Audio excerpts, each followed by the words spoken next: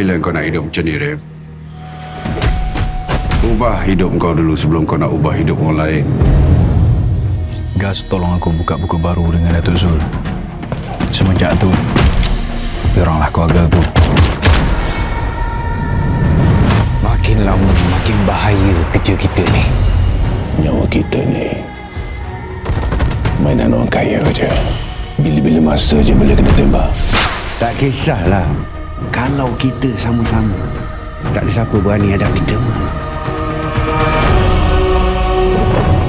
Gas, ayah nak kamu ganti ayah jadi kepala naga.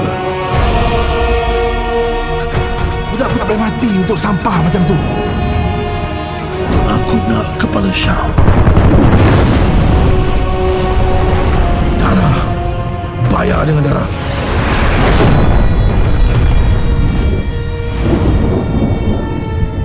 Gas, betul ke apa kita buat ni? Memang tak ada jalan lain ke? Aku tak boleh biarkan satu kapal tenggelam disebabkan dia. Di kalangan budak-budak Datuk sekarang ni rupanya ada pembelot. Kita cari pengkhianat bangsat tu malam ni juga.